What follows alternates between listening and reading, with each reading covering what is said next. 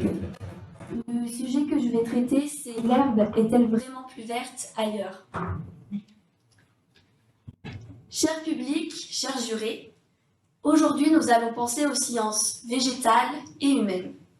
Effectivement, puisque nous allons faire de la botanique du cœur et des pensées. Nous allons répondre à la question, l'herbe est-elle vraiment plus verte ailleurs?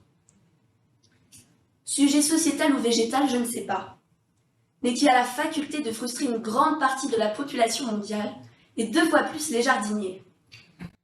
Tout le monde est persuadé que les autres sont plus magnifiques, que ce que détiennent les autres sont plus bénéfiques, sans penser que tout cela découle d'une vision complètement horrifique. L'herbe est-elle vraiment plus verte ailleurs? Tes études sont-elles plus prestigieuses que les miennes? Tes cheveux sont-ils plus beaux que les miens? Tes amis plus cool? Aucune certitude, sauf celle qui me dit que ces pensées ne sont aucunement bénéfiques.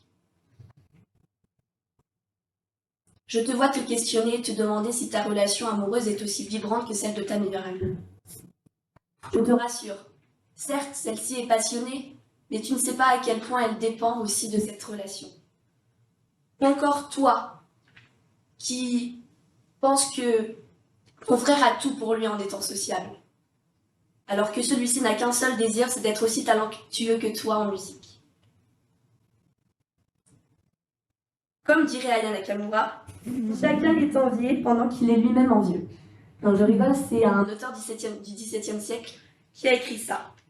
J'aurais voulu vous proposer une référence un peu plus contemporaine, mais vous pensez bien qu'avec Aya Nakamura, ça c'était mal barré. Se poser cette question, c'est se mettre en compétition avec autrui. Avez-vous vraiment envie de vous battre et de confronter 2 situations complètement opposées, qui sont finalement incomparables, au risque de perdre votre propre estime? Parce que celle-ci, ce n'est pas une mauvaise herbe à arracher, mais bel et bien une fleur qui ne demande qu'à être arrosée.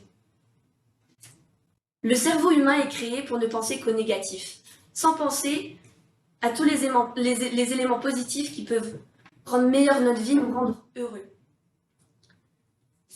À vrai dire, notre vision des autres est complètement biaisée, même asymétrique, aussi asymétrique que les tableaux de Pablo Picasso. Nous surestimons et embellissons ce que nous n'avons pas.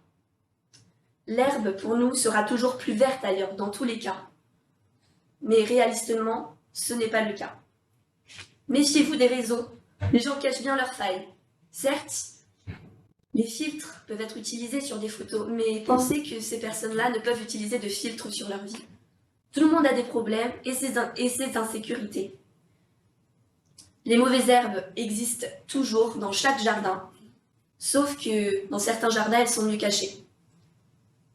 Pour pousser et s'épanouir, l'herbe a besoin de chlorophylle, c'est-à-dire qu'elle va puiser la lumière bleue et rouge qui vient du soleil et va transformer ces lumières-là en lumière verte, qui va permettre son renouvellement et aussi va permettre cette couleur éclatante, cette belle couleur verte qu'on connaît.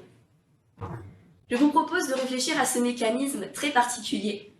Je me suis penchée dessus et je me suis dit pourquoi pas suivre une philosophie qui suit cette transformation, la chlorophilosophie, qui serait de transformer notre lumière rouge, l'enviosité, l'anxiété, le doute, en lumière verte, la reconnaissance d'être qui nous sommes, de suivre ce que nous voulons faire et de vivre notre vie comme nous le voulons. Cultivons nos envies, cultivons nos différences. Je suis persuadée que vous êtes des philosophes en herbe et que vous choisirez la voie la plus saine pour vous. Donc, en conclusion, pour répondre à la question « L'herbe est-elle plus verte ailleurs ?» Ce que je vous propose, c'est que vous fumiez tranquille votre cannabis et que vous arrêtiez de vous demander si l'herbe du voisin est meilleure, parce que votre herbe, c'est la vôtre,